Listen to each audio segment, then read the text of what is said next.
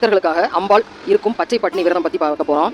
உங்களுக்கெல்லாம் ஆச்சரியமா இருக்கலாம், என்னது அம்பாள் பக்தர்களுக்காக பட்டினி இருக்காங்களா அப்படின்னு சொல்லி. ஆமாங்க, சமயபுரம் மாரியம்மன் தான் உலக மக்கள் நன்மைக்காக பச்சை பட்டினி விரதம் இருப்பதாக ஐதீகமாக சொல்லப்படுகிறது. மிகவும் பிரசித்தி பெற்ற சமயபுரம் மாரியம்மன் ஆலயத்தில் மாசி மாதம் கடைசி ஞாயிறு அன்று நடைபெறும் பச்சை பட்டினி விரதம் மிகவும் சிறப்புக்குரியது. அன்றைய தினம் முதல் பங்குனி மாதத்தின் கடைசி ஞாயிறு வரை இந்த விரதத்தை அனுஷ்டித்து அம்மன் கடும் தவத்தில் இருப்பதாக ஐதீகம். இந்த விரதம் 28 நாட்கள் கொண்டது. இந்த விரத காலத்தில் அம்மனுக்கு தளிகை நைவேத்தியமாக படைக்கப்படாது. அதற்கு பதிலாக துள்ளுமாவு, திராட்சை, இளநீர், பானகம், ஆரஞ்சு பழம் போன்றவை அம்மனுக்கு நைவேத்தியமாக படைக்கப்படும். அம்மன் பச்சை பட்டினி விரதம் இருக்கும் நாட்களில் அம்மனை மனதில் கொண்டு அந்த ஊர் மக்களும் தங்கள் வீடுகளில் அம்மன் படத்தை வைத்து வழிபட்டு விரதம் கடைபிடிப்பது வழக்கம். அடுப்பு தீயில் தாளிக்காமல், காலில் செருப்பு அணியாமல், இளநீரும் நீர்மோரும் அருந்தி மஞ்சள் ஆடை உடுத்தி மகமாயின் அருள் வேண்டி இருக்கும் விரதம் இது. அம்மனின் பச்சை பட்டினி விரதம் எளிதே நடைபெற வேண்டும் என்பதற்காக கருவறையில் உள்ள அம்மனுக்கு பூக்கள் அபிஷேகம் செய்யப்படும். இதனை பூச்சொரிதல் என்பார்கள்.